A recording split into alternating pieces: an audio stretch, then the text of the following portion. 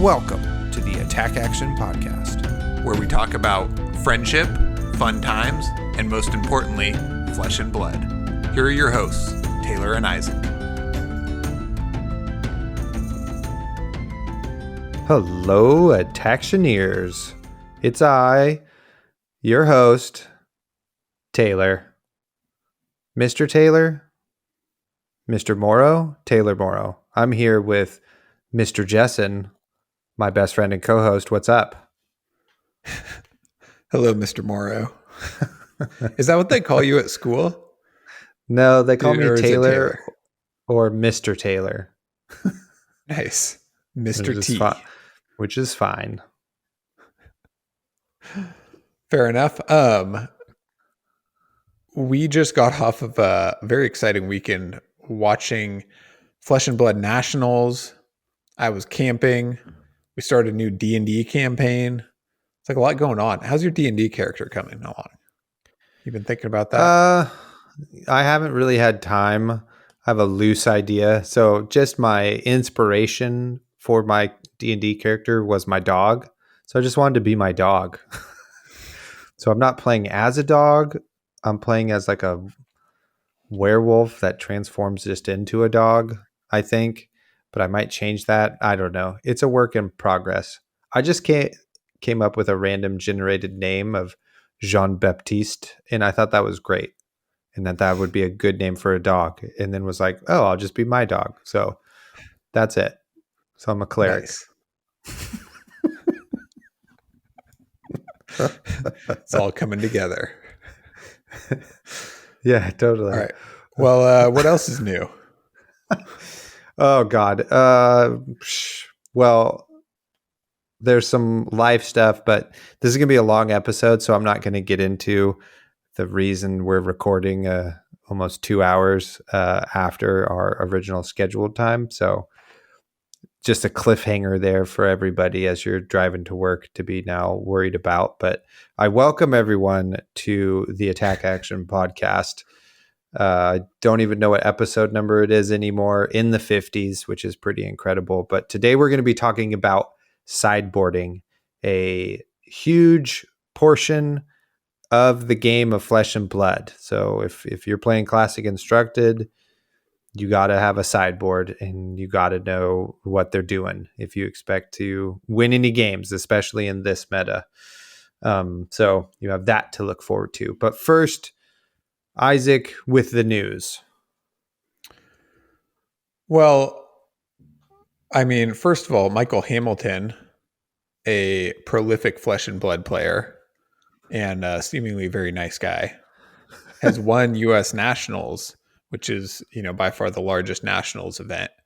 And he did it, rocking very much the mullet of decks, He basically took Islander, who he seemed to be excited about, but then, made it play like Oldhim, essentially, because he really loves Guardian. And won. I don't know if the deck's the best Islander deck or if he's just the best player, but it was a really incredible thing to see. Do you have any thoughts about that? Yeah, we were calling it the mullet Icelander deck because it's Guardian in the front and then Wizard in the back. So for the first part of the game in the front, you're just Guardian and then finish it off with that nice flowing Wizard action at the end. Yeah, some razzle dazzle. Yeah. I thought it was incredible. He mentioned it on his podcast. Shout out to the Manor podcast also. And shout out to his co-host, Bodie. Rad dude, really ties that podcast together. He was talking about it on the podcast that just Wounded Bull is a better 2-card hand than any red wizard spell.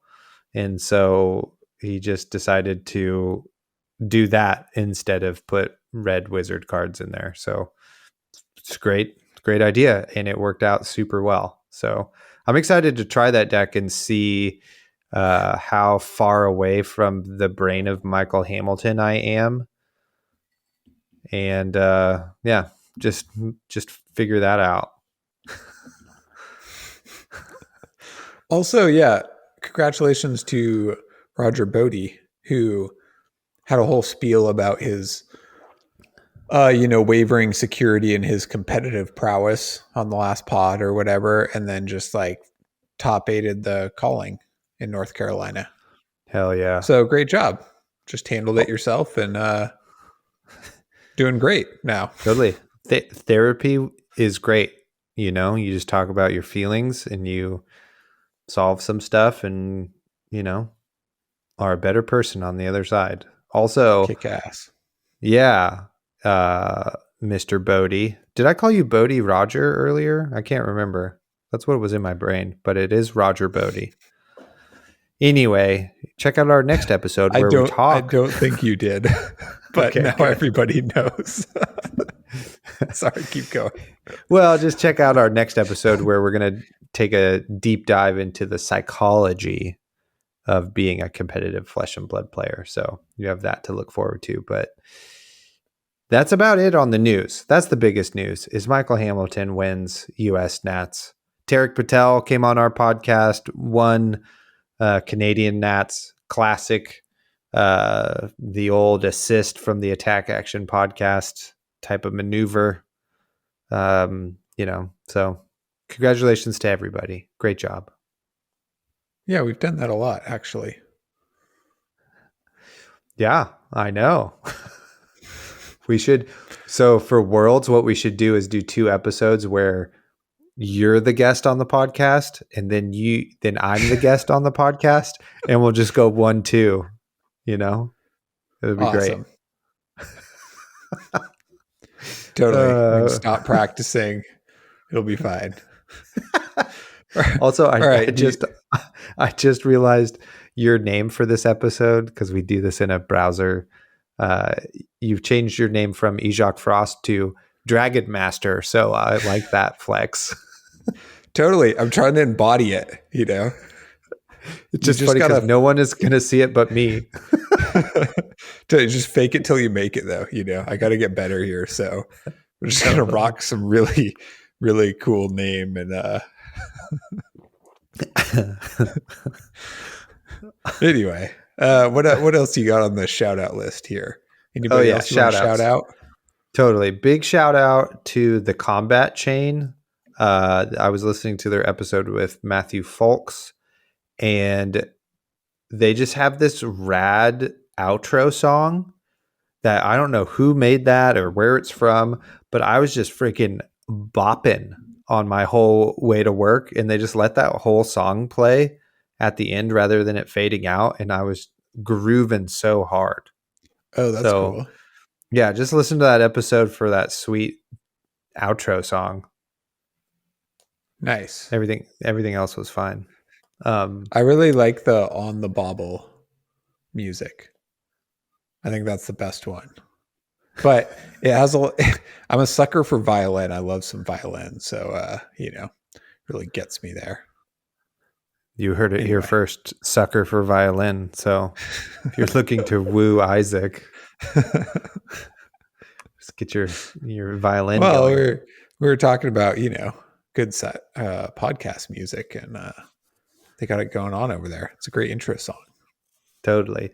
My other shout out goes to another podcast, the Pitch Perfect podcast. They had Matt Rogers on most recently, and that was, I think, their best episode and one of the best Matt Rogers interviews.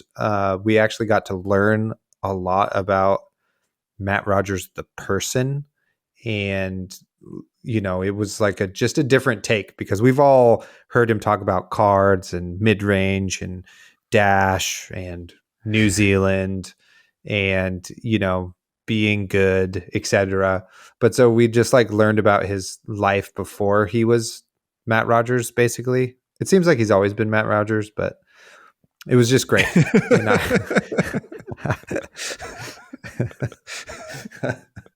Sorry, I don't know why that was funny. I don't know. It's just what being tired. A whole nother man. Yeah, totally. Rogers Matt, or maybe he's, I don't know, Bodie Rogers. I don't know. There you go. Anyway, it's a great episode. Go listen to that episode if you haven't. Those are my shout outs. All right. Well, before we started into the main topic here, we wanted to just talk about U.S. Nats at all, or for a bit. Anyway, moving on. It's hard to read and speak at the same time, but we're getting there. All right. So in U.S. Nationals, we saw Islander win. We saw Reinar take Malaysia. We've seen Dromai won Norway, I believe. Bravos won, and Azalea top aided in Poland. A lot has happened to this metagame since the second Pro Tour, where Breyer was, very much the dominant force. So you got any takeaways, Taylor?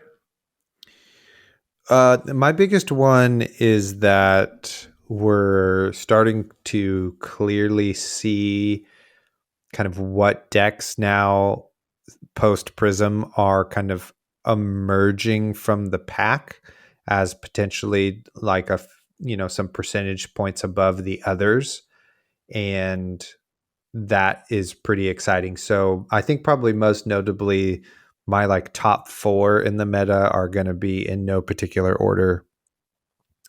Icelander, Oldhim, Fi, and then I think there could be an argument for both Briar and Dash, but I'm going to kind of pick Dash because of how good it is into Oldhim and how the Icelander matchup is like pretty decent for Dash.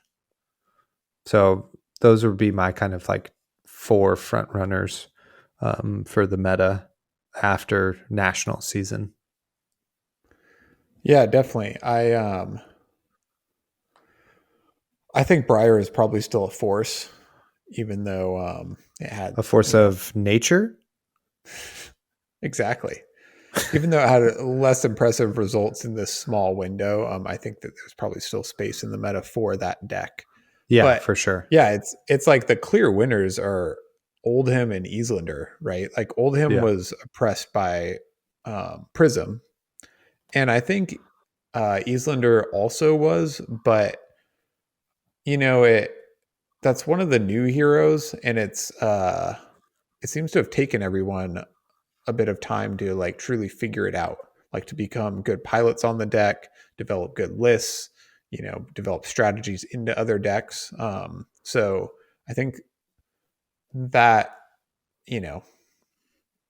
that learning curve coupled with Prism being LL'd has really, we've only seen Islander flourish recently, but it's definitely a powerhouse.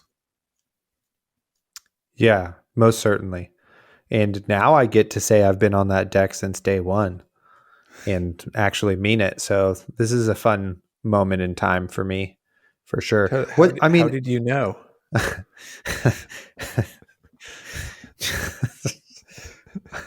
My brain just short wired as I tried to like think of a joke there, and also the humor in your statement.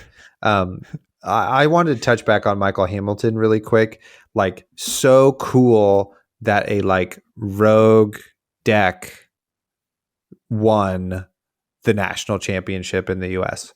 Like, just out of nowhere, Bullander freaking comes in and just wrecks face. It was just so cool that it was like that. Not another Oldhim win or something like that. It was really cool. Also, I guess we should have shouted out Team Dragon Shield, like 3 for 3, Tarek, Matt Rogers, and Nick Butcher all on Oldhim winning their nationals. Pretty sick move.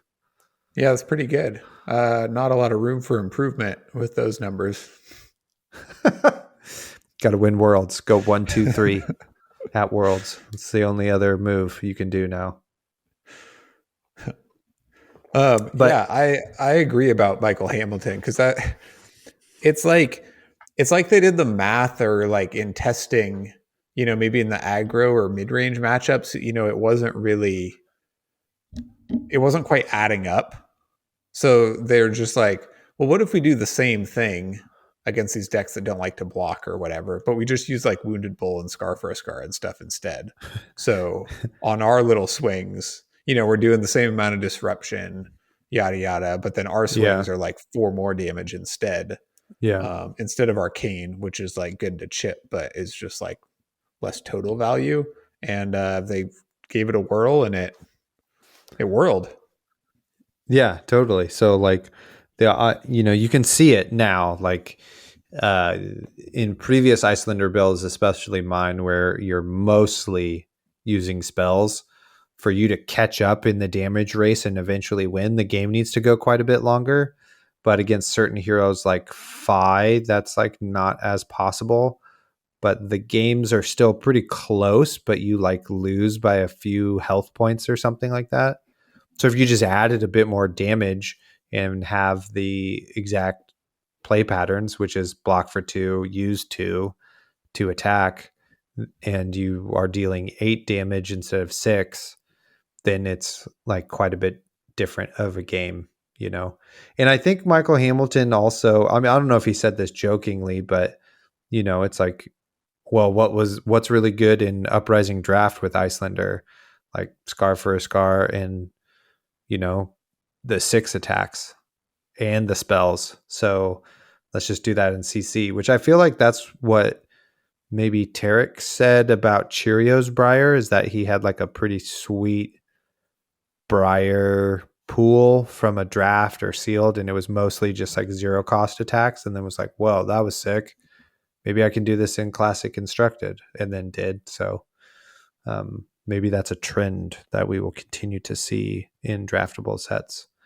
I also could be wrong, and neither of those players said that, but who knows now? No, that is definitely the origin of Tarek's Cheerios list. Excellent. I second that. I got you. I All was right, also perfect. I was also wondering if so in Hamilton's deck, are there like more free blue disruption spells or something like that? Because you kind of want to hold an attack on your turn rather than like dump your whole hand and then just arsenal on their turn, or like how that affected the rest of his deck. But I guess that's a conversation for later on with him. You know what I mean though? Because if you're always Mm-hmm. trying to swing a red attack on your turn, that gives you like less wiggle room to play out expensive stuff on theirs and have Yeah. I mean, you don't really play Ice Bolts or Ice Eternals until the end of the game anyway. Like most of your damage spells you save for second cycle. Uh, like Ice Bolt and Aether Hail, and whatever the other one was, Ice Eternal, but you can like kind of play out your Aether Ice Veins.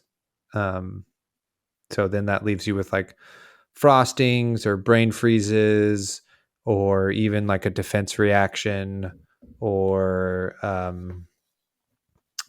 tunic, use cold snap, etc. So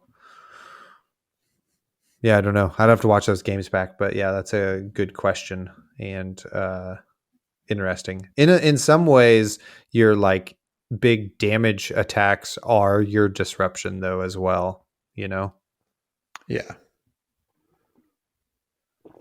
So Yeah. So, anyway, go ahead. well, you were taking a sip there, so I was gonna take over. Yeah, Um, no problem. we had some what I would call like underdog decks, like Reinar. I would even call Dash a bit of an underdog. But we also had some like, I don't know, maybe losers is too harsh of a word, but decks like Viscerai or Dromai, who are like seemingly powerful or maybe have some good matchups and are well represented, but just did not have, I guess, you know to some degree the representation, but also just the conversion that you might Mm-hmm. expect, because especially like Viscerai was a top deck up until very recently, and I think maybe just loses to the aggro mirror, to Fi and Briar. Maybe that's the case, but you know, there's a few decks here that kind of dropped off in this new meta. Yeah. I mean, it's just how the representation of heroes go and then your matchups into them, you know? So, like, if you start to lose some of your good matchups, you get like a little, you know, that takes a hit to your win percentages potentially, you know? And Viscera just feels really fair into the meta. Like, you know, doesn't feel like he has like a 80-20 matchup really, you know, in the decks that are most represented.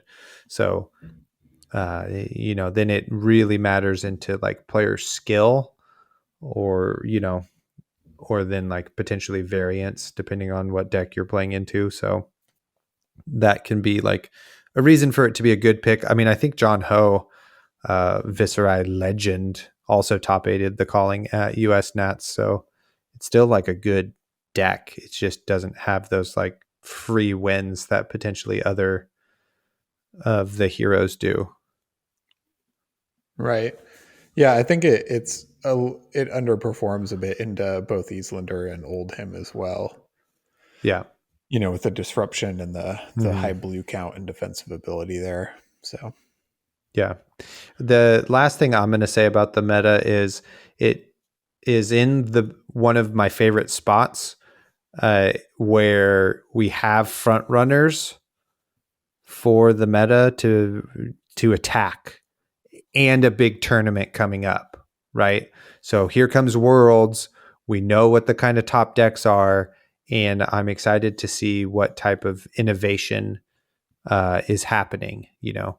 And it's just like I urge everyone to innovate and go back to the drawing board about stuff. Like we do not have many deck builders in the community, you know.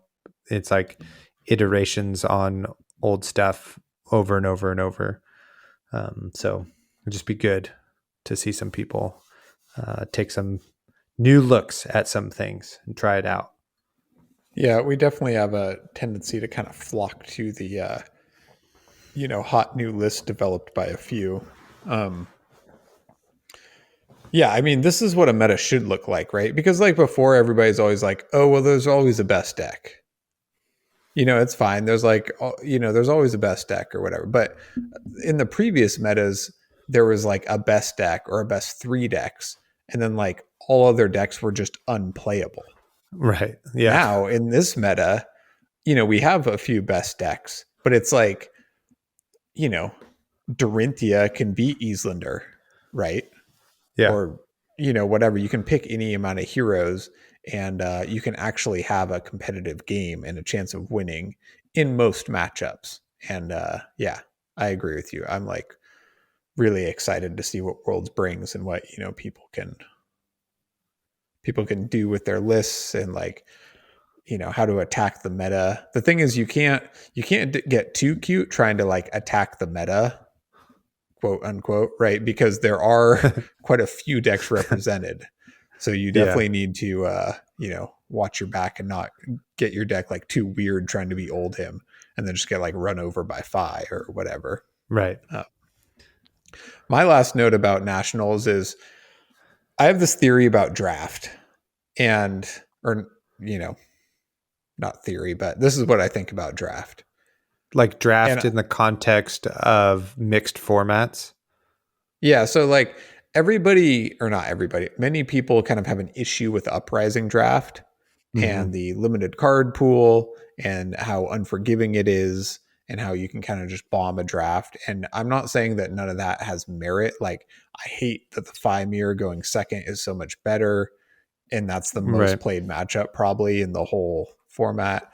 I hate that sometimes you can just get put in a tough spot and not be able to dig yourself out of it because some cards in the format are like yellow sift and shit like that. But all of that aside, the more we see this draft meta or whatever develop, I think that I think uprising draft is bad or people think it's bad because we're just all bad. Like honestly, Ooh, what a good take. yeah, totally. Because it's like everybody from like just average players all the way up to pros all are like insecure and nervous about drafting the set. So they all have their preferences.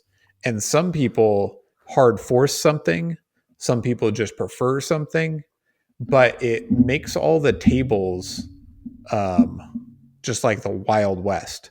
So instead of everybody really cooperating, which this set needs more than any other set, I think, you just have like 3 or 4 unreliable players at the table, and it makes it like a lot more, puts a lot more variance in it for everybody else.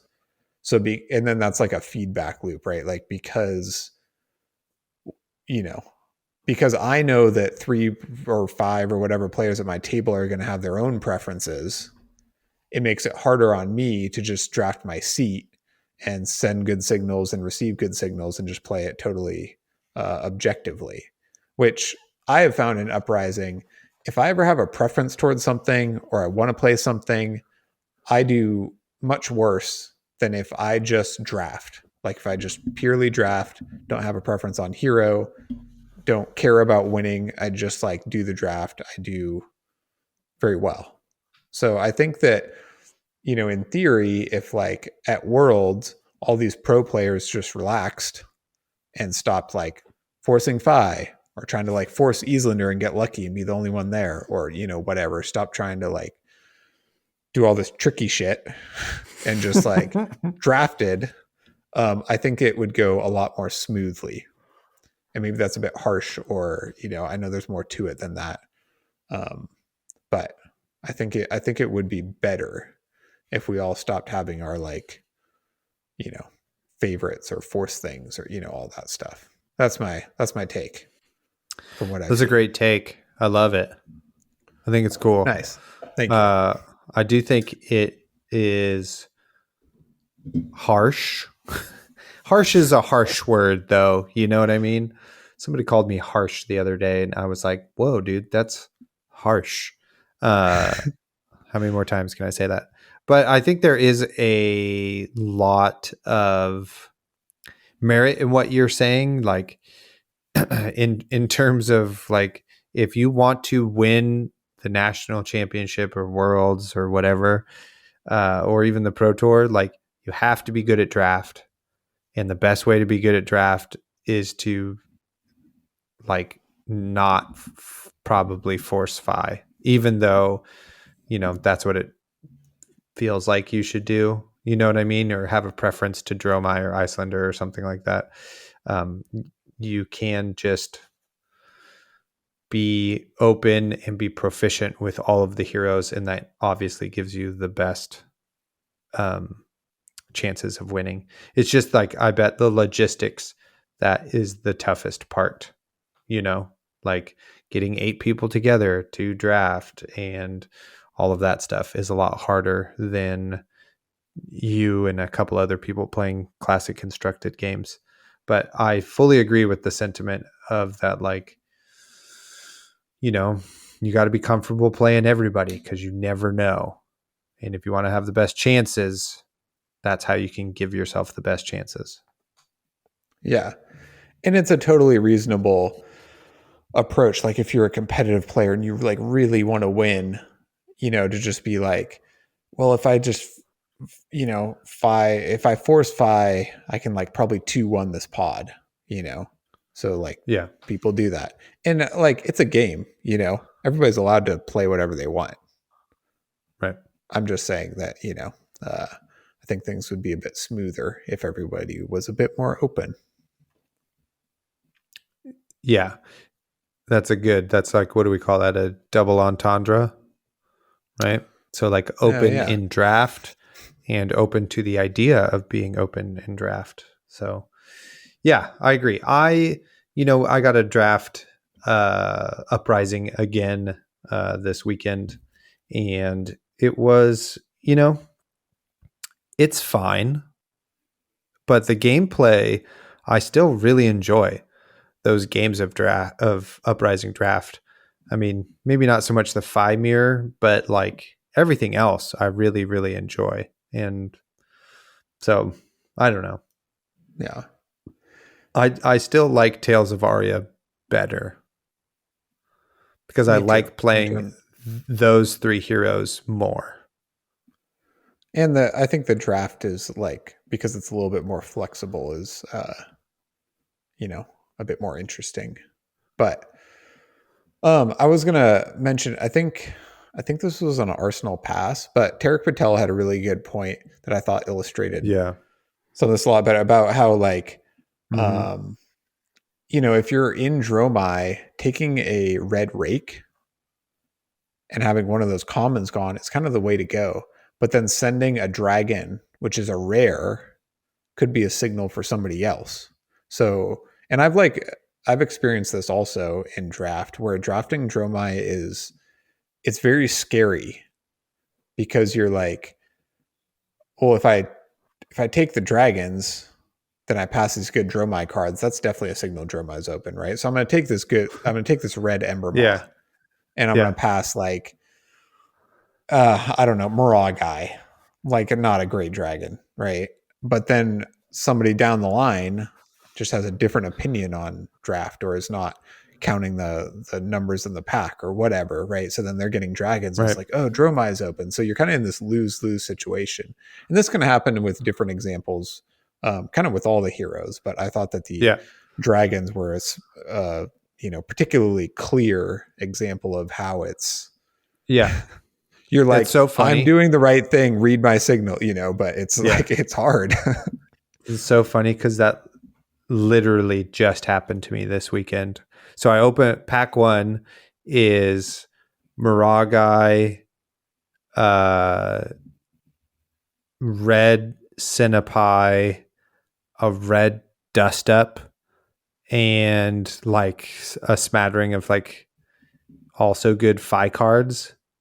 And then the generics don't support. There's like I forget what the generics were, but they like didn't support anything other than those classes. It was just very much leaning towards Dromai or Draconic. And there was two really good Icelander cards in there. There was an Ice Eternal and a blue Aether Hail. And I was like, well, if I take one of these really good, if I take this Cinnapai, the person I'm passing to is still going to believe Dromai is open. Even if I pick Miragai, it doesn't matter. So I have to go into Icelander right now and hope that that's the right pick. But picking the Dromai cards was not going to send any sort of signal, and I'm going to screw myself later in the draft. So funny that you mentioned that because it's a real thing. Nice. You made the right call. I Just did stayed 3-0, out of there. baby. Isn't that funny how there's like a thing where you can have too many good cards of something? You're Yeah, like, it's annoying. I got to stay out of that. Yeah, it sucks. Yeah, totally. But, Yeah. All right. Shall we get into this main topic here? yeah. You want to bring us in?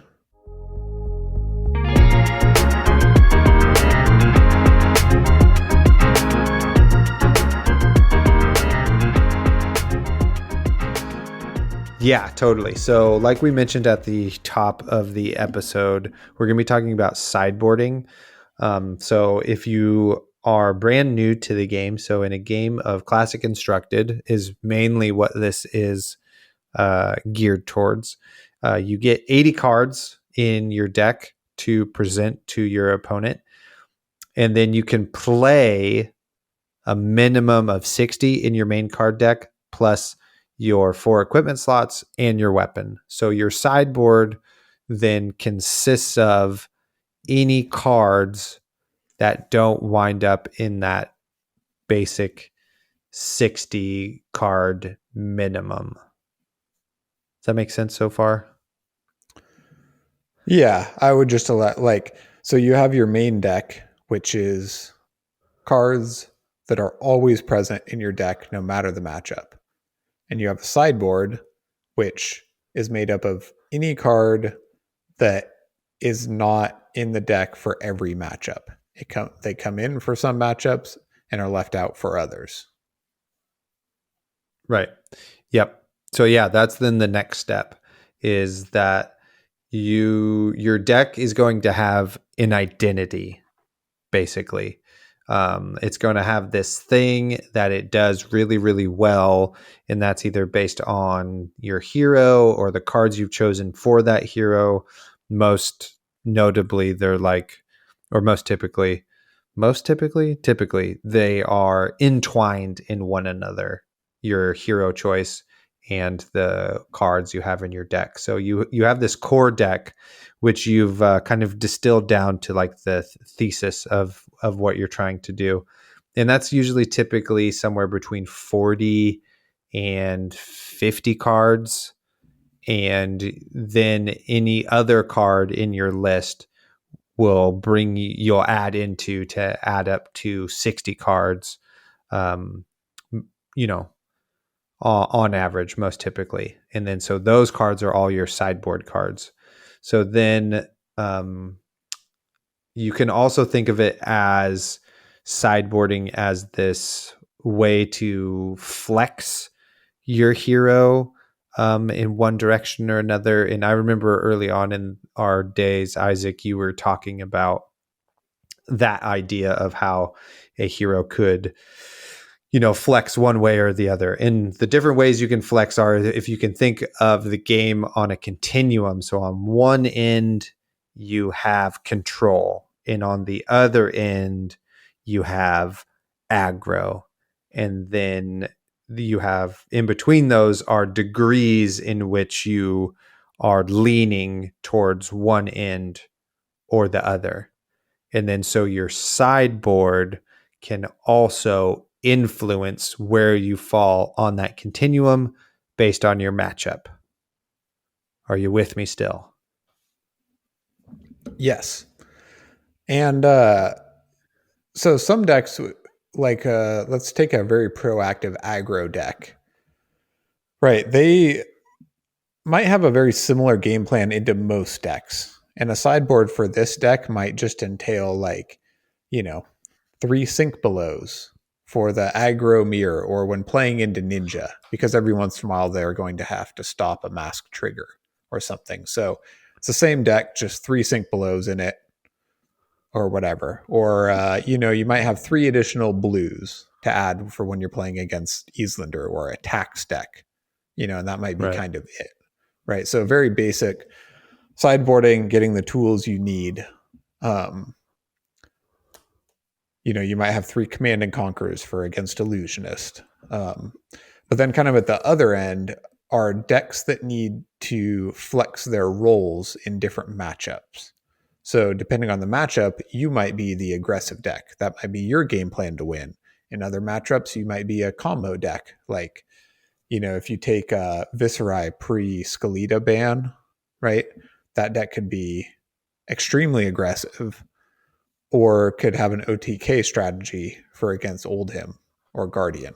And that usually involves more complex sideboards and more complex packages to shift roles. So again, sideboarding can be just like very basic, couple cards Right. in and out, or it can be like a whole package of cards that will also accompany a change in piloting.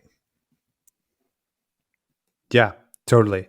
That's a great amendum to that. And, some of those things too are preference. So some sideboarding choices are player preference, and some are kind of how the metagame dictates your hero needs to play to be viable, right? So if you're like whatever I can, or so like for example, I think Viserai and Icelander are great examples of how your cards in Flesh and Blood can do so many different things. Like I think we forget sometimes that your cards attack, defend, generate resources, and like have an ability on them a lot of times. And those two heroes to me have kind of the most flexible packages of core cards, you know, like for Icelander, you know, like you have cards that are wizard non-attack actions that are also ice and also blue and also block for 3. But then like Frost Hex is always in your deck, but you only use it heavily in a very few of your matchups.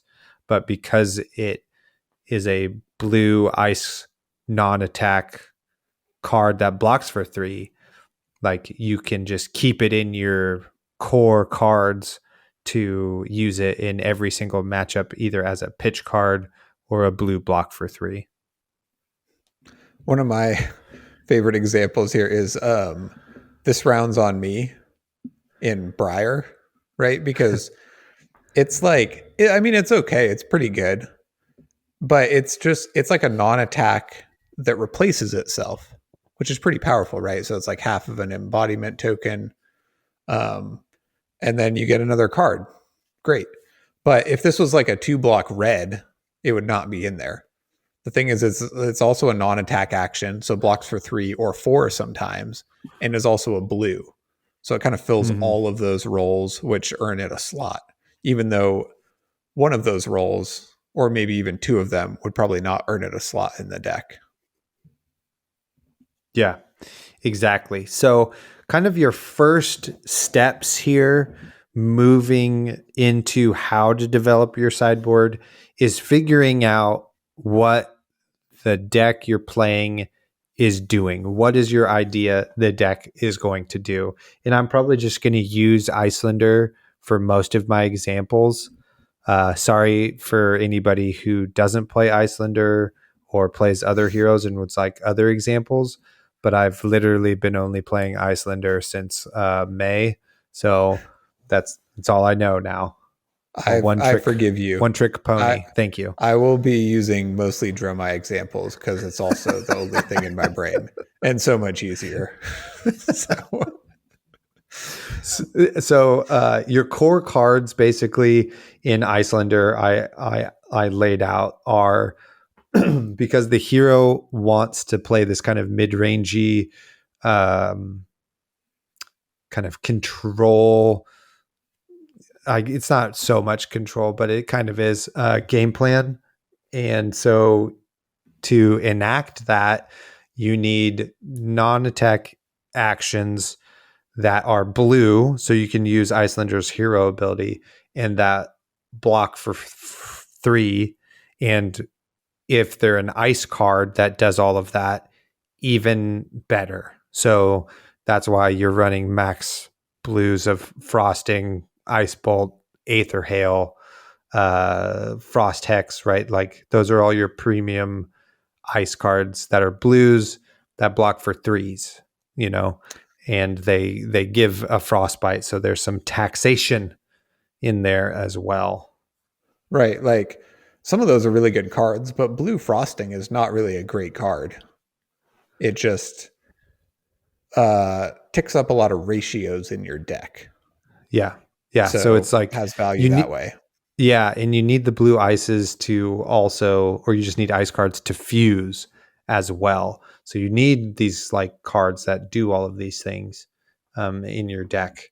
And then so once you've figured out like, oh, this is what I want this deck to do, then through your process of testing or just theory crafting, right? I'll tell you how I do it. So I come up with a core ethos for the deck, just 60 cards or 64 cards, and then just play that a bunch and see what my good matchups are, what my bad matchups are, and then what cards I'm finding I'm using or not using or whatever. And then I kind of go back to the drawing board and strip out the chaff and then add some other stuff. And then I also have a better idea of what I need to add to my deck to make certain matchups better. That's how I do it. I agree. So yeah, step one, right, is just like Just building a deck. Right. Step one is sideboarding. First, you're building a deck. Go listen to deck building episode and build a deck. Yeah, totally. Because I do Listen the to same thing, right? pro tips, episode Yeah. 27, I think. Pro tips. Nice. Listen to that one. Yeah, I mean, I do the same thing. I start with an idea for what the deck's going to do, and I make a 60 card deck. And oftentimes I'll have like some sort of sideboard, right? So if I'm playing into, Bravo, maybe I have 3 unmovables in my sideboard or whatever. And it's just like really simple like that. Like some extra blues, an energy potion, some defense reactions, like whatever. But it doesn't really matter, right? First I'm figuring out what the deck does. And then I'm figuring out what the deck does in each matchup, which, for a deck like Dromai, your piloting varies drastically matchup to matchup. So you need to figure out both of those things. And like I said, the sideboard, it kind of gets tweaked along the way, but you really need to have your deck dialed and then your matchup strategy dialed. And then that's when sideboarding really comes in for me, because then you can start looking at sideboard cards and see, like, oh, these cards have this role in this matchup and this role in this matchup, right? So like, semblance, right, is a blue. So it's a blue and it has a role in the Guardian matchup. Energy Potion is also a blue. So it has a role against like Islander. It also protects me from exposed to the elements against Oldhim. But I don't run it against Bravo because it doesn't block and I'm not getting taxed in that way, right? So you can identify these different functions of all of these cards and then start to tweak your sideboard and really approach sideboarding after you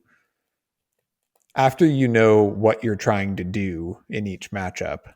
Then you can start sideboarding. Mm-hmm. Right? Yeah. Yep. Exactly. Also, I looked it up. It's episode 21, and I forgot I changed the title so it would be more easy to find. So if you're looking for something like as a precursor to this episode, we should have said this an hour ago. But go listen to episode 21, the deck building process and testing protocols, where we kind of lay out everything there for you, starting in square one, basically. Nice.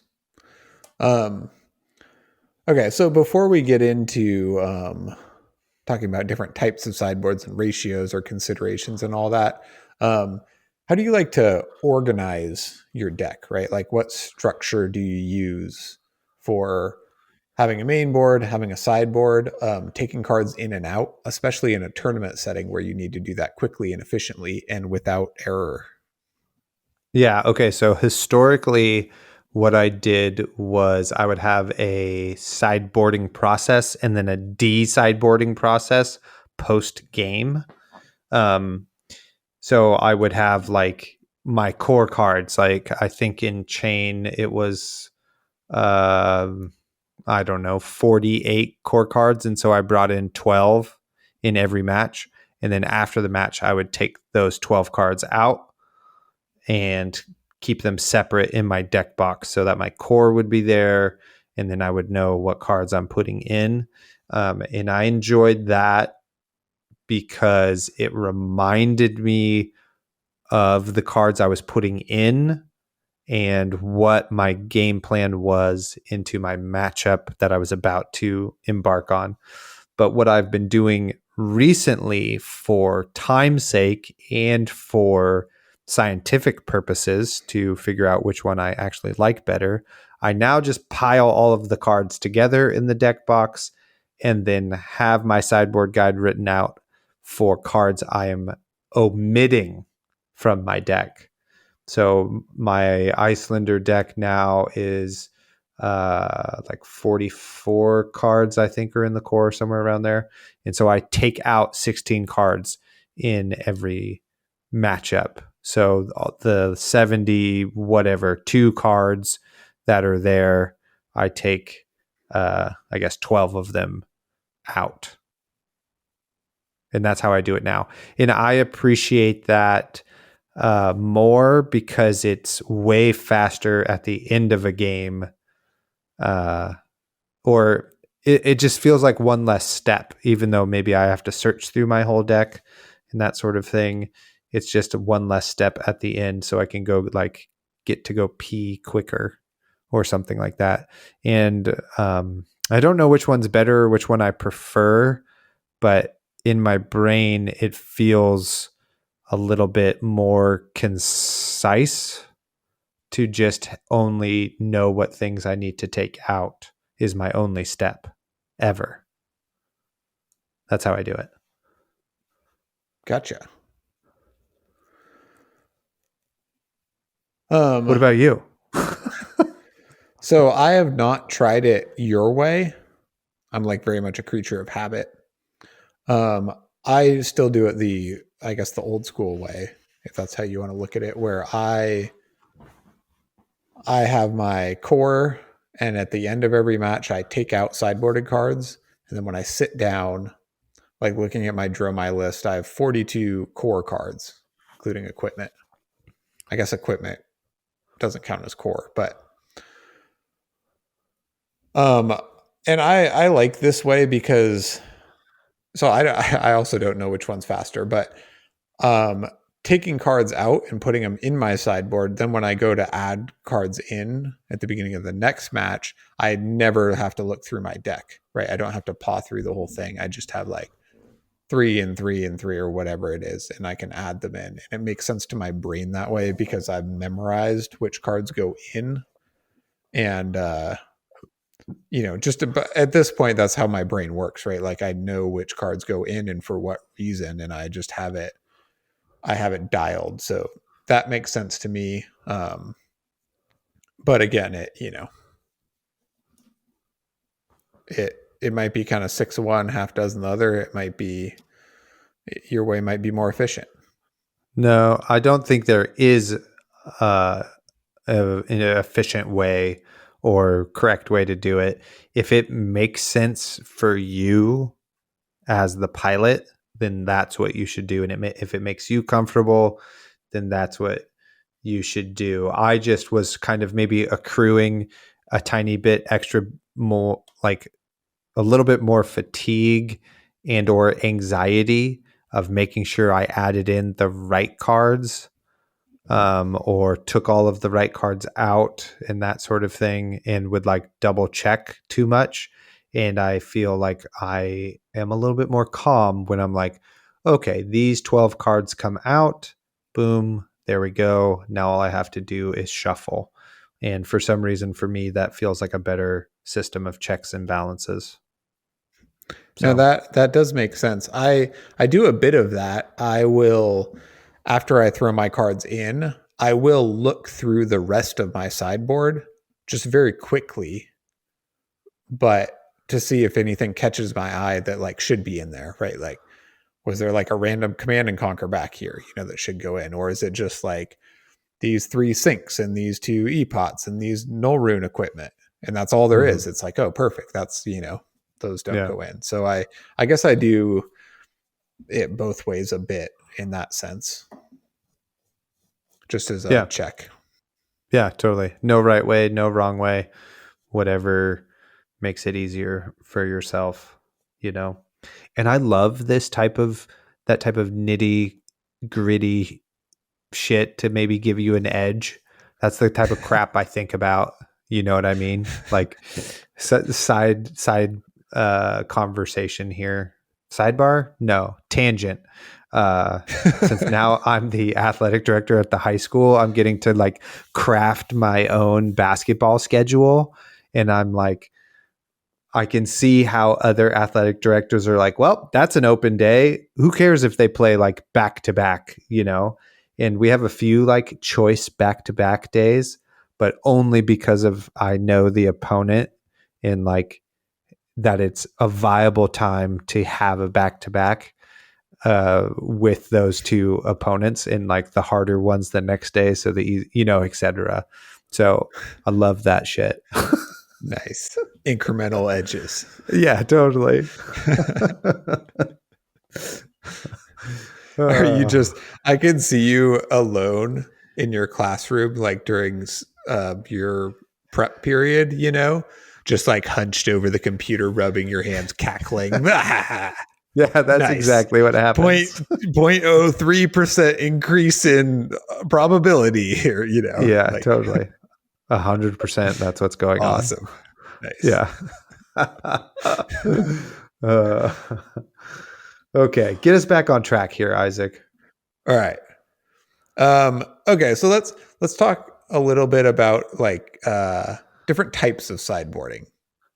Right. So I mean, these are not official classifications, but I've written down here, I mean, there's like silver bullets, there's different packages for different roles, there's defensive and aggressive packages, there's equipment sideboards, and there's pet cards that you added in here, which is definitely a thing and maybe the most Yeah. important thing. Totally is. Yeah, so just kind of going down that list. So silver bullets, right, are uh, the card that or group of cards that come in that just help you, you know, they're the silver bullet that kills the werewolf, right? So they're like the one thing that helps you overcome the beast. So like for a while, people were running like Chains of Imminence against Chain as a silver bullet card to try to like not get comboed out in the fatigue matchup. Or people were running just like Katsu's running red unmovables to stop Starvo from freaking getting crushed and go again and shit. So uh, those are some examples of like what silver bullets are. Packages for rolls. So like what we talked about when we're talking about where your deck lies on the continuum, and then um, the package you add in based upon what your role is in the matchup. Are you the aggressor or are you the defender based on who you're playing? Isaac, how about you do the next couple so I don't just talk forever? Yeah, so and aggressive and defensive packages are like kind of in that same line, right? Like, do you side in, 6D reacts, or are you siding in like, six scars and rabbles or whatever? Like, um, my example in like for Dromai versus Prism, I would have to side in like rabbles and blaze headlongs, just to make the deck more aggressive, which is unfortunately not what the deck is actually trying to do, but it's what it needs to do, you know, in that particular matchup. And a lot of times these having your deck flex like this, um, whether you're putting in defense reactions or silver bullet cards, for example, like take fog down, like Yeah. you play fog down against Viscerai, it's like great, right? They're not doing shit. They might attack you for 6 at best. Um, but it like really waters down your deck, right? That took a card and a blue out of your hand the previous turn. Um, the classic example I always like to come back to is unmovable, right? Like putting unmovable in your deck prevents you from getting crushed. It's great. But even on that turn where you don't get crushed, it costs you your arsenal card and a blue out of your hand, maybe the only blue out of your hand. So that percentage that it makes your deck quite a bit worse also needs to be considered here, right? And like I said, all of these cards do it to a certain degree. Rarely, or maybe sometimes a sideboard card is not, in line with your deck's goals. It just like flexes you in the direction you need to go to like get that little bit extra in order to, be competitive in a matchup. Does that make sense? Yeah, totally. I mean, so an example I'll use, right, is like Sigil of Solace in Dromai. Love it. It's a great card. It's technically in my sideboard, just by my metric, because it comes out in the Dorinthia matchup, because it does not block. It's in the Katsu matchup because you don't have to block everything. You just have to stop mass triggers. And it actually benefits you to recoup some of the health you lost from Kodachis, which are just too inefficient to block, right? So, but that's an example of a card that's like Sigil of Solace goes in every matchup except Dorinthia because it doesn't block. And, that's an example of detracting from my deck's ability to function or do what it's trying to do in order to, be competitive in a certain matchup, right? And you lose quite a bit here. Like, not only do you lose that life gain to make the game go longer, to buy you more time, against decks that where you leak damage or take damage, or maybe you get dominated or whatever. It also decreases the ratio of like red cards you can play on your turn. Like, for example, if you don't have any ash, you can play a Sigil of Solace, which then turns on Furnace. So then you can pitch into Furnace, create an ash, gain one resource, use your ash productively, right? So it does mess with more ratios or more of the functionality of your deck than you might think it would oftentimes. Yeah, that all makes sense. How about equipment sideboard? So, like, the most notable additions people will make are just making sure they're packing Null Rune for the Arcane matchup. So, making sure you have Null Rune for the Rune Blades and Wizards and that sort of thing. And then, that addition of those sideboard slots can change your deck quite a bit. Like, you only have 4 equipment spots, right? Is your head, your chest, your arms, and your legs. So if you needed to run like Null Rune boots over Snapdragon Scalers, then that changes the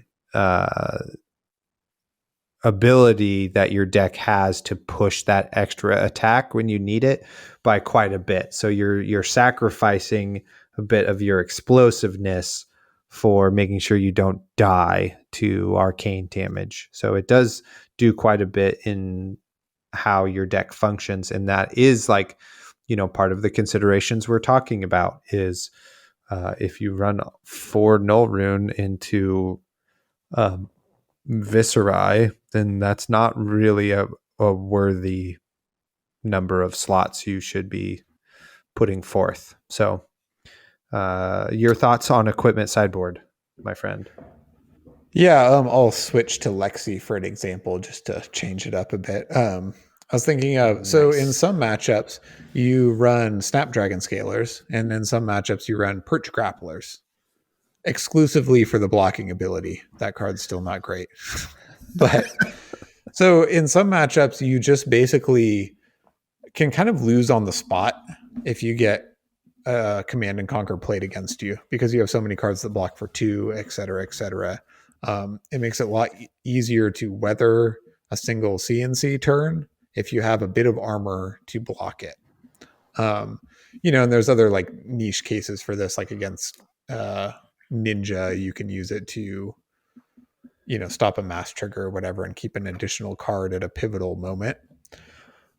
However, while including this armor to weather a single turn might be the right call and win you the game, it drastically decreases from your deck's ability and also your play patterns.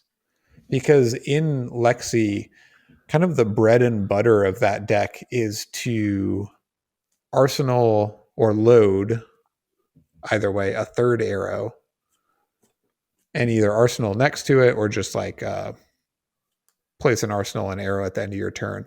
And then on the next turn, you can fire 2 arrows you can fire your third arrow and then use Snapdragon scalers on it, and then load another arrow with your bracers, right? So playing an entire game without Snapdragons online, any arrow you arsenal is guaranteed to just end your turn there, and you are unable to have the big blowout play you need in a lot of matchups. So it's just like one little equipment. It's like one time not having go again in a game versus having two block, but it drastically changes the way the whole game plays out because you are able to weather one turn and you are not able to have your big combo play. Yeah, totally. Same thing with, or not same thing, but something that could be adjacent to that is the addition of Vexing Quill Hand. So you'll see like a lot of Runeblade players get used to the like resource sink of Grasp of the Arknight, and that can kind of like help save you a little bit with certain hands.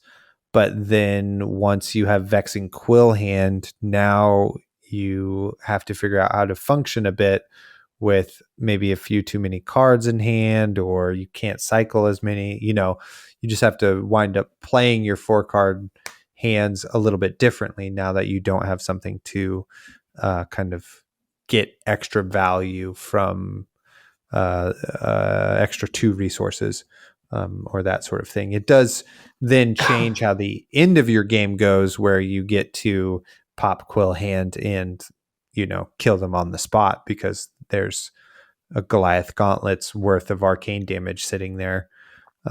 But so yeah, equipment. So like, and then another example, this is what I was really going to say, is we can see in the Phi decks that they have a wardrobe of clothes that they bring to every matchup. They have like 4 chest pieces, a bunch of hats, legs, arms, their suitcases overpacked with clothes for vacation, and their wife is yelling at them, or their spouse is yelling at them about overpacking for their trip and not bringing the essentials. But in reality, it is the essentials that Phi needs, is all of those different equipment slots to play around certain aspects of different matchups. Yeah. So 2 things. First, more importantly, while I'm not a huge fan of the draconic, or Phi flame artwork and flavor, wearing Shuko's and Flame Scale Furnace and Crown of Providence in there is awesome. Those cards, those armors look so cool. But secondly, yeah, just to illustrate a bit more about equipment, I started with Phantasmal Footsteps in Dromai. I still have it in my sideboard, but some matchups you run Mage Master boots, so you can play out a Passing Mirage with Go Again and then use your Ghostly Touch without having to have the whole semblance rigmarole is kind of the hot new tech. So so your Phantasmal Footsteps come out, right? And at face value, you're like, well, if I don't run these Dunebreaker Centipies, because those 3 red Dunebreaker Centipies are like the only cards where it really applied, right? You like pitch a blue, play one of those out, then pay for footstep, you're good to go. So if I'm not running those, that's kind of all I miss out on, right? But then you start to learn there's like a lot of different things you kind of miss out. Like for one, instead of blocking Snatch with 2 cards, you could just block and pitch into Footsteps, make an Ash. Way better, right? And then there's also this kind of cheeky play you can do against Guardian where you play out, you like pitch a blue and play a blue Embermaw Centipie. And it's really awkward for them because if they pop it, you get to give it Go Again and then continue your turn. But they don't want to take 6 damage, or so you like buy armor, or it's just free damage with no Go Again, or like puts them in this weird spot. So right, you kind of missed out on that cheeky play as well. So there's just all these things you learn about, like even as you change one little piece of equipment that's like not functional 96% of the time, the whole game can change.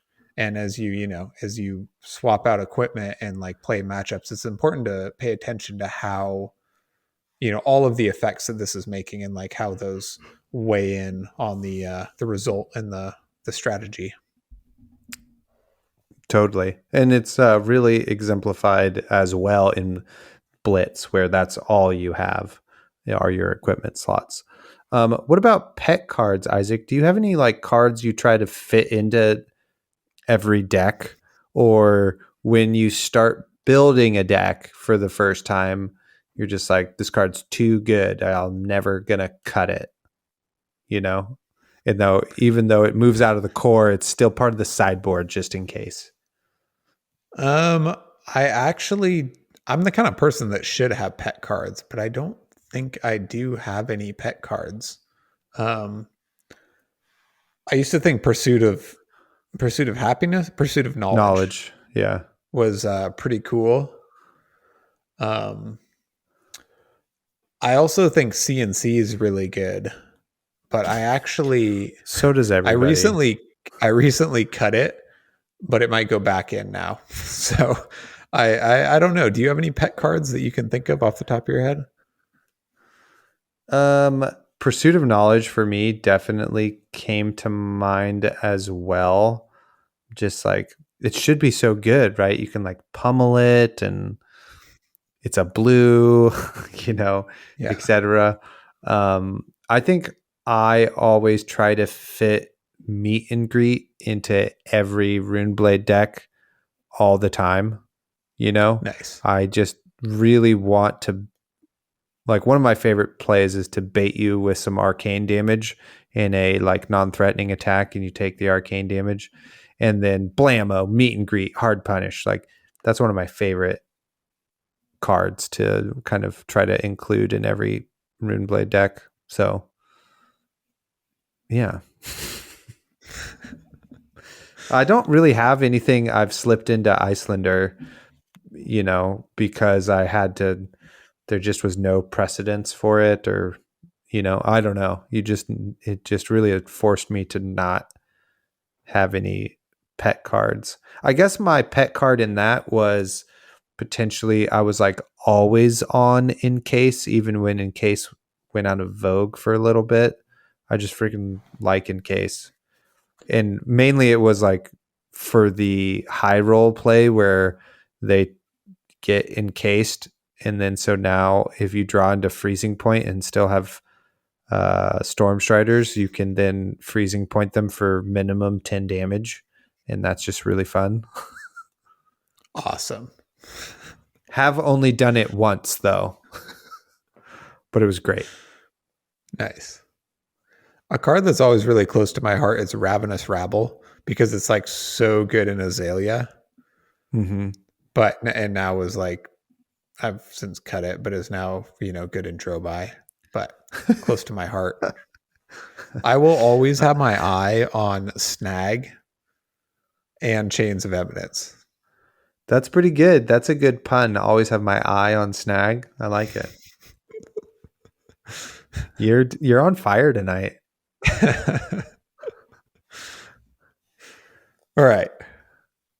Let's move on here. Okay, yeah, let's get through this here. Sideboard considerations, is that what we're on? Yep. Okay, go ahead. Yeah, so I just wanted to talk a little bit about the different aspects of a card you can consider when weighing it for a sideboard, right? So first, all right, I'll go first here. First on the list is just the card's role in your deck, right? Like, what does the card do for your game plan, but particularly for your game plan into the matchups that you want to use it in, right? So, an example of this would be Command and Conquer, right? Just in isolation, an extremely powerful card. But does it actually make your deck better when you have turns where you play Command and Conquer? Or does it, in reality, make your deck worse? because you actually are playing with against decks with a lot of armor, or Crown of Providence or whatever, and then your damage output just goes down by 8 per turn or something running it.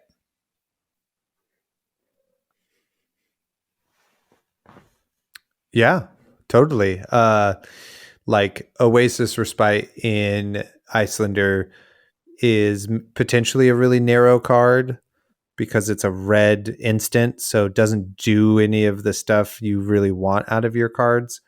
But it gains you a health, it blocks 4 damage and potentially 5 damage because you gain that health.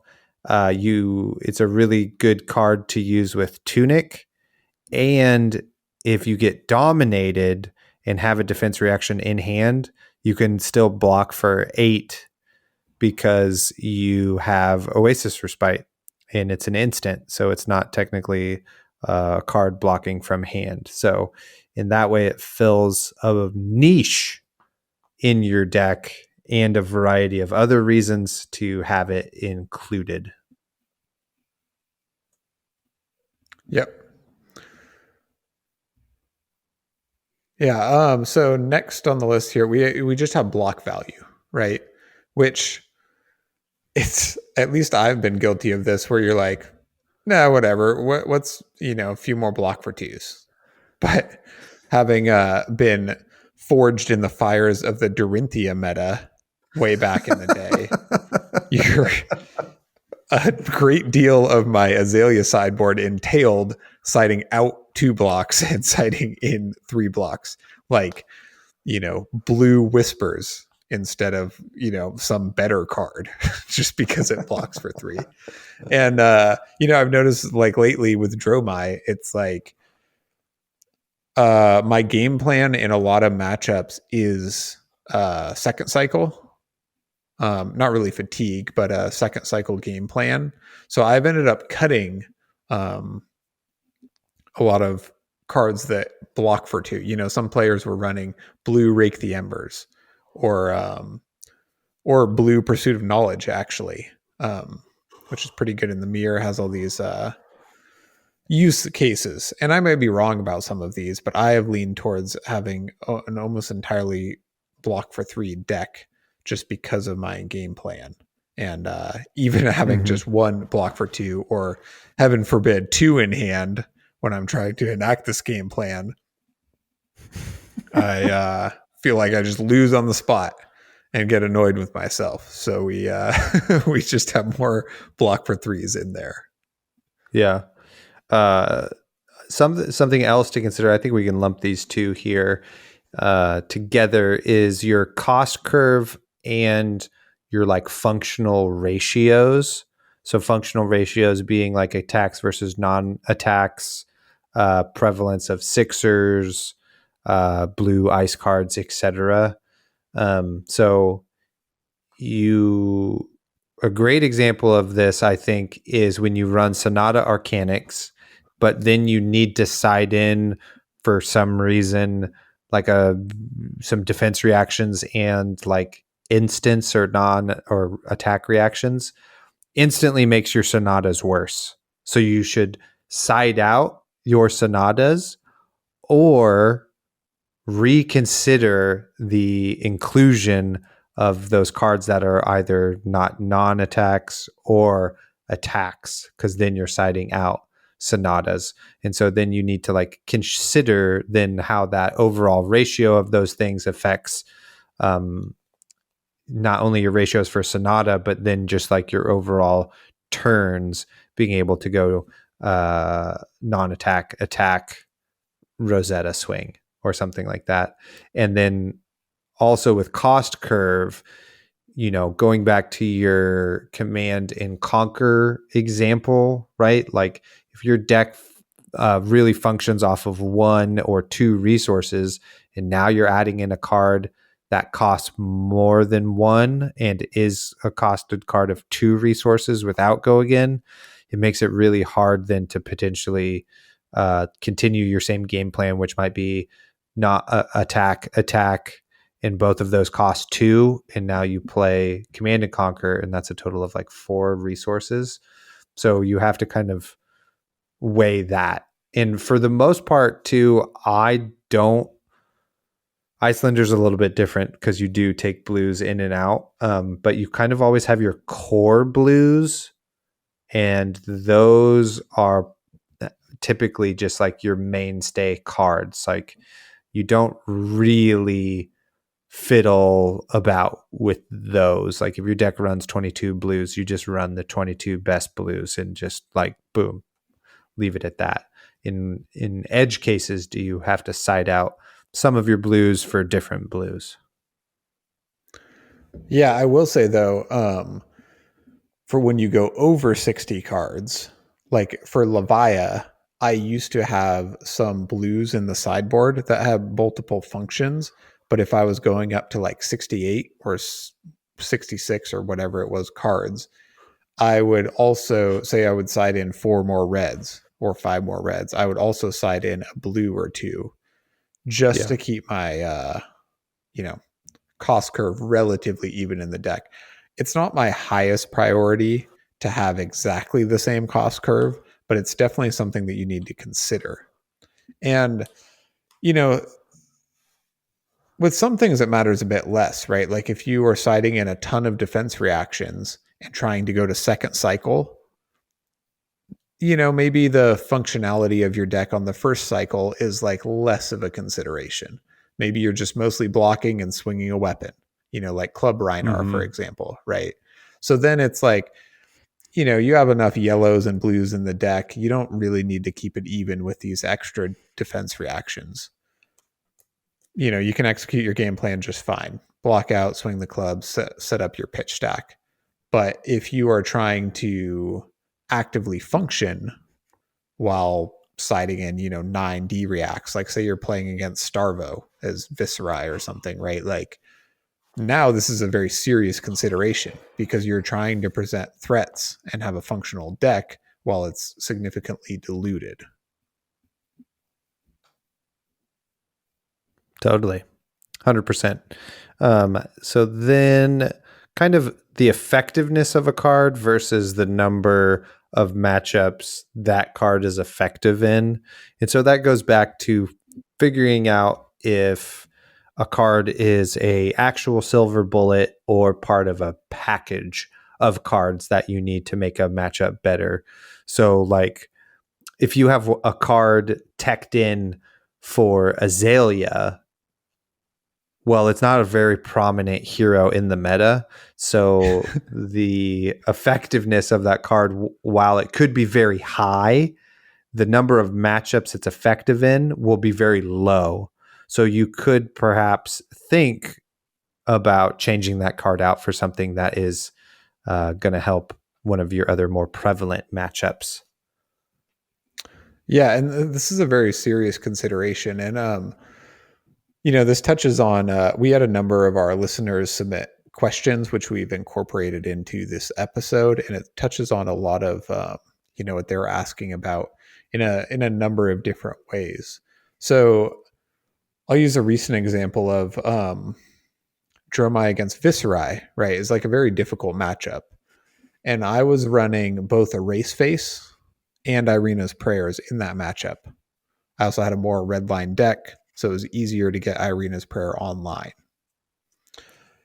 However, Viserai has become less prevalent in the meta, and so the effectiveness of these cards goes down, right? Because against, you know, wizards, I have Sand Cover and Oasis Respite that also have a role against Guardians, right? So I don't need the Irina's Prayers for that.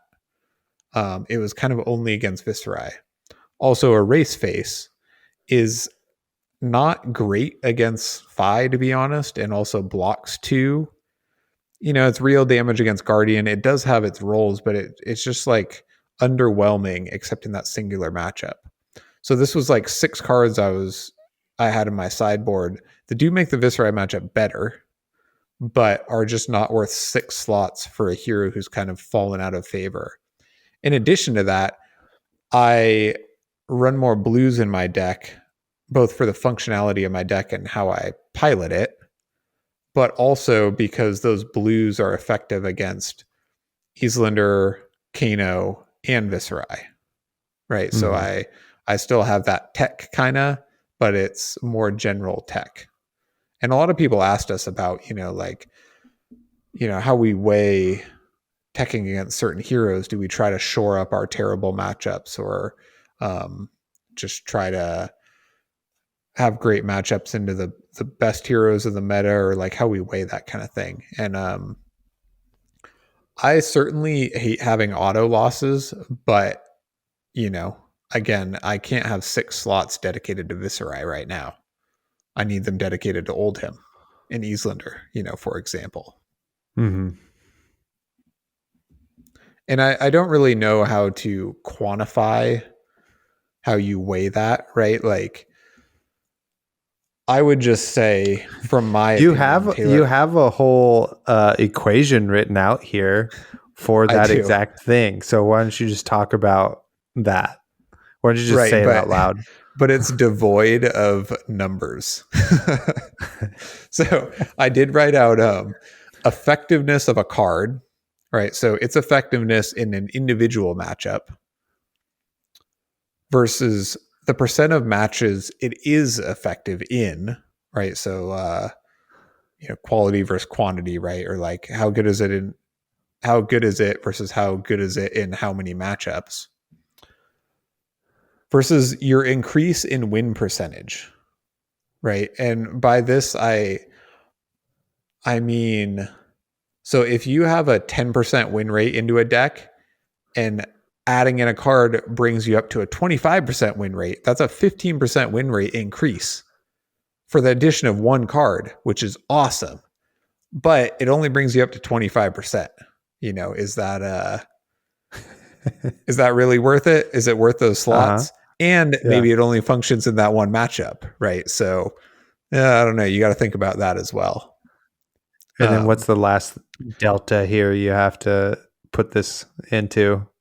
is maintaining functionality of the deck, right? Exactly. And we had those unmovable and CNC examples before and all of that. But like I said, I didn't attach any percentages or numbers to these things. I do think if you had enough testing time, right, you could play. Let's pick a deck that's like prevalent right now, like Briar or like Islander. Say I'm playing against Islander.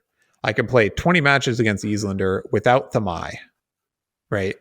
That card's decent because it's a dragon and it blocks for 3 and is red, so it's a resource card. but it's like, there are better cards you could have for other matchups. So I could play 20 matches into Islander with it and 20 matches without and calculate my win percentage. That's still like a relatively low number, but you can get an idea there, right? Yeah. Um, Small sample what size. Yeah. Also, what factors into this is your piloting. So I would have to know, do I, arsenal it? Do I attack with it? Do I play it out as soon as I get it? Do I play it out along with a more powerful drag? There's like all these factors as well. But, Right. So you so know, yeah, again, it's effectiveness of a card versus the percent of matches a card is effective versus increase in win percentage versus maintaining functionality of deck. So write that down at home on a chalkboard, put it above the mirror every time you go to brush your teeth, and just keep that there. I think that is a excellent summation of how to choose your sideboard. nice. Thanks.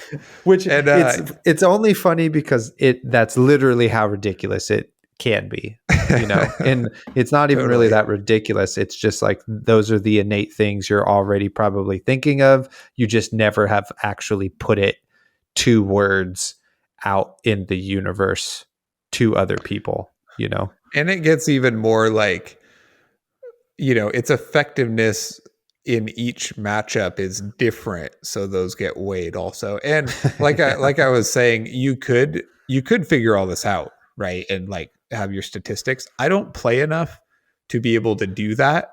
So I think Taylor, well, you can answer after I'm done, but I just do this by feel. And kind of like I try to do enough testing to get a solid feel of it, not just a gut reaction, but I just do this by feel, but try to weigh those things. All right, over to you.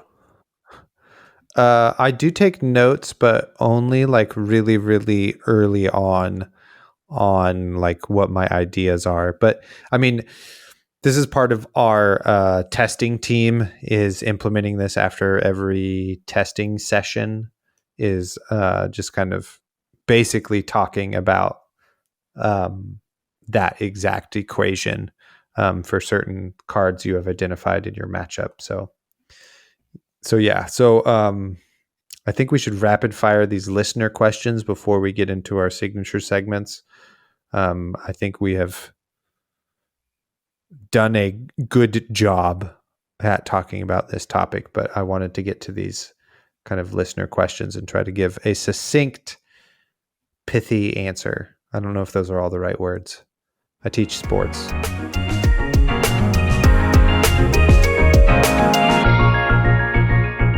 So first off, from Nate, how important is null rune?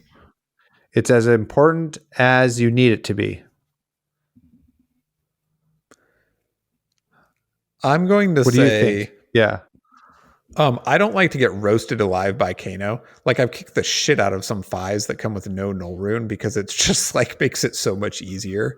And that doesn't mean you'll win every game, but I don't like to have that super auto loss to actually a decent or pretty good hero. So I like to pack at least null rune 2. It depends on your role in the matchup though. If you're unwilling to dump a card, often or even twice in a game, then maybe it's not worth it. I think null rune is worth a bit less now because the break points for Islander are at like 5. And it's like I oftentimes end up taking the damage and just paying for the tax because I can't afford to do both. So I would say stock in null rune has maybe gone down a bit. Do you prioritize adding cards to strengthen your weakest matchups or try to create a 60+% matchups into the most prominent heroes? And that comes from Nick. Also, if you want to get any questions to us when we're about to record an episode, you got to join the Discord, which means you got to join the Patreon. And then you get sweet listener questions. So what I do, and I think we touched on this a little bit, but now the meta is so broad that there's a lot of viable heroes, and I tend to gravitate towards having kind of roles in matchups or packages. And my sideboard for each matchup is unique. Like I said, like Dory is a similar game plan to Katsu, but sigils go, out for Dory. So it is unique. But I tend to have my entire sideboard dedicated to different roles. That said, if I'm adding a card to strengthen a particular matchup, then it has to be a very prevalent matchup in the meta, right? So my entire sideboard is for my different roles. Like I said, silver bullets for Viscerai are out.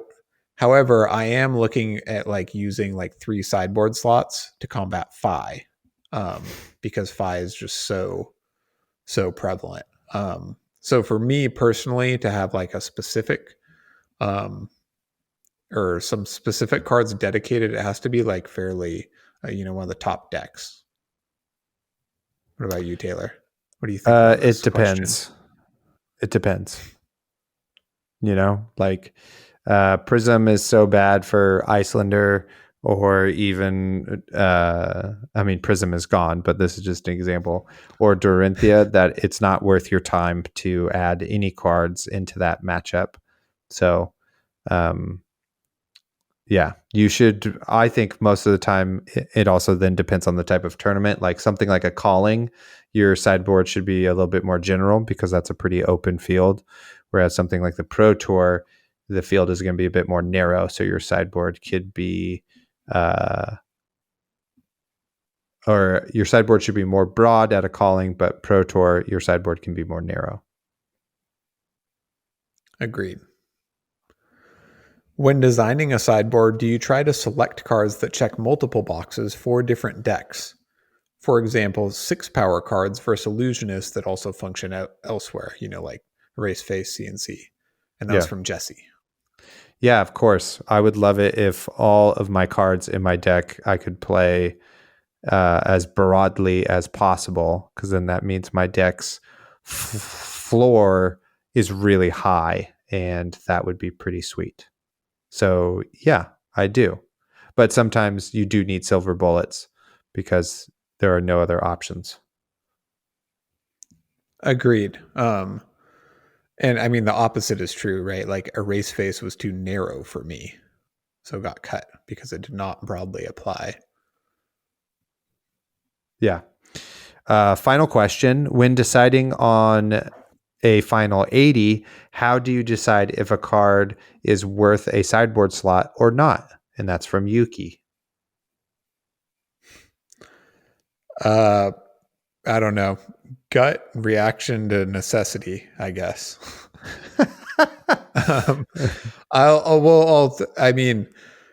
Since this is from Yuki, I'll speak to like Lexi, right? Like because of Prism chiefly, but also Oldhim.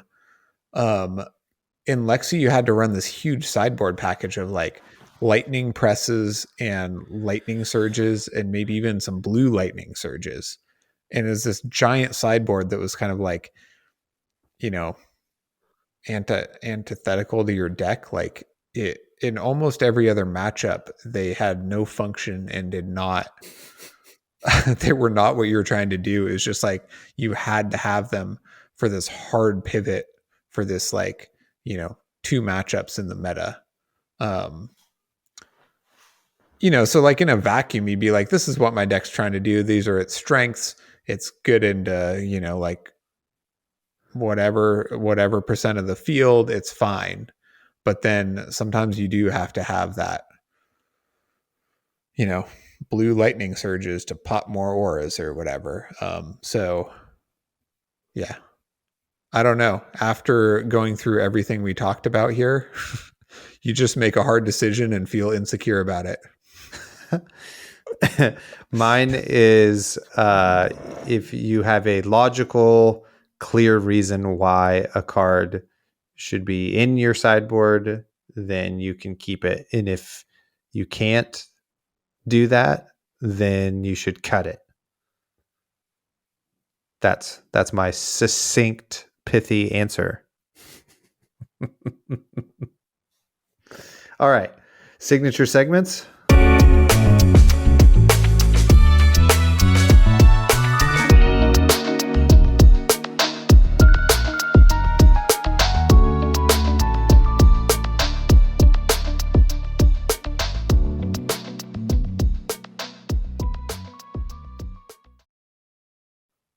Okay, sweet. Okay, so we're going to move into pick, pass, pray. So, Isaac, draft scenario, uprising draft scenario. I'm going to give you 3 cards. You're going to tell me which one you're going to pick, which one you're going to pass, and which one you're going to pray comes back around. Are you ready? I am. Okay, great. Pick, pass, pray is brought to you by Fab Foundry. Go check out on its Twitter. It'll be in the show notes.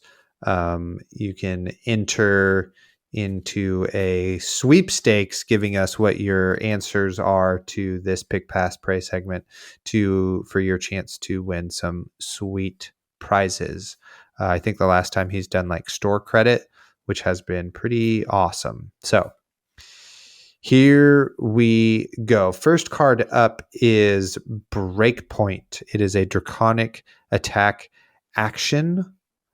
It is the red because it only comes in red. So it pitches for 1. It costs 1, defends for 3, and attacks for 5. And it reads Rupture. If Breakpoint is played as Chain Link 4 or higher, it has. When this hits a hero, destroy all cards in their arsenal. push hard enough, and even the weakest Volkai might find within their heart the courage to stand against the mightiest dragons. Okay? Second card is Silken Form, Draconic Illusionist Equipment Arms. It defends for 0, and it reads, instant, destroy Silken Form, transform target Ash you control into an Aether Ashwing. And it also has Quell 1. Okay? So that is the second card. Third and final card, Ice Bolt. This is the blue, so it pitches for 3, costs 2, defends for 3, and is an Ice Wizard action, and it reads, deal 3 arcane damage to any target. So, Isaac, which one are you going to pick, pass, and pray comes back around? Well, not considering signals sent, which is so important in Uprising, I'm going to pick Silken Form. And I'm going to pray Breaking Point comes back around. If Ice Bolt was a 1 cost and paired with Waning Moon a bit better, I might consider that. As it stands, without a Spellfray Cloak, it goes down on my list a little bit.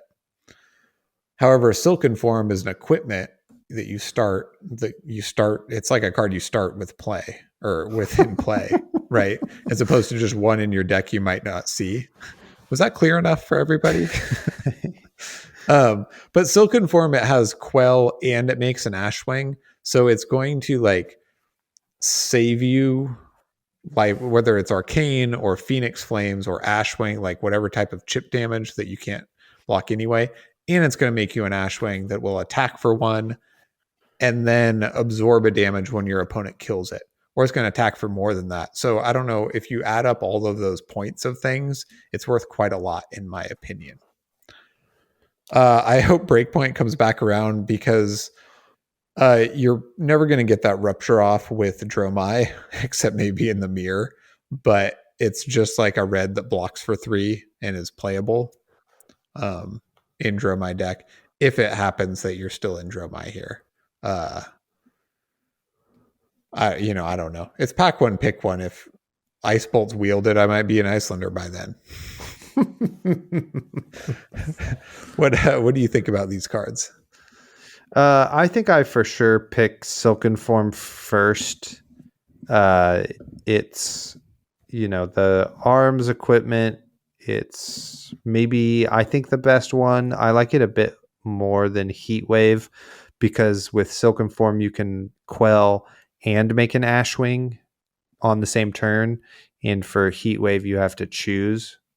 And the Conduit of Frostburn is basically only there for the Quell. So Quelling Sleeves are just as good. But I am praying Ice Bolt comes back around because then that means nobody's picking Icelander and it's going to be super open and I can't wait to play it. Even though I really like Breakpoint and I still wonder how to make the Fimir better in draft. And perhaps Breakpoint is one of those cards because it's on its own, it's a 1 for 5, which is pretty good. 2-card hand, and it blocks for 3, which is pretty nice. So having more block for 3s in the mirror is better. But as kind of, for me, the weaker of the 3 cards here.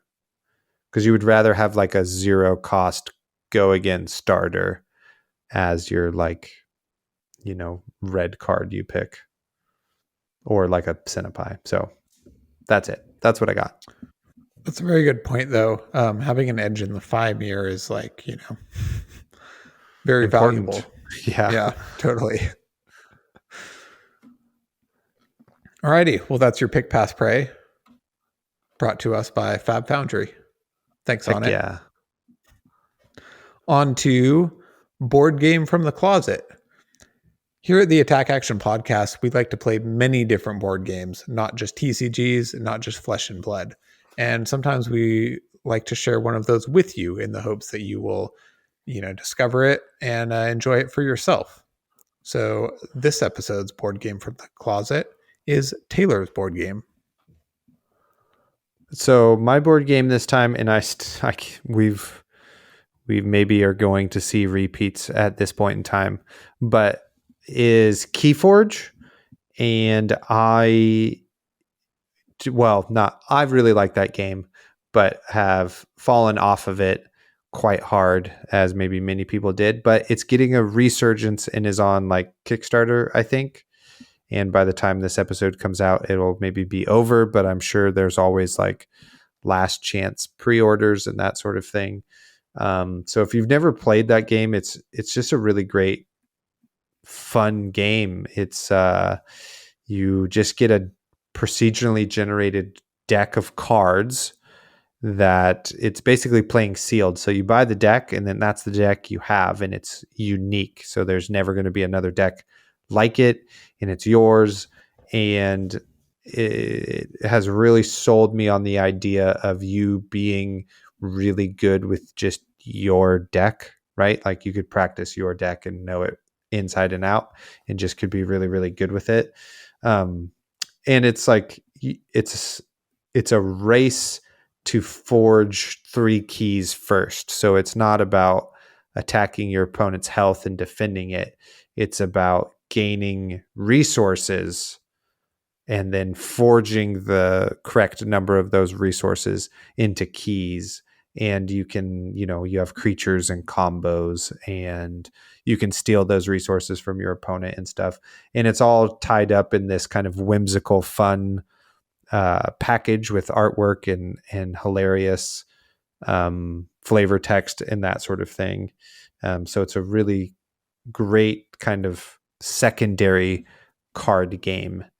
And I might think about bringing some of my Keyforge decks to Worlds for just some like side fun that we can like still play cards, but it doesn't have to be flesh and blood.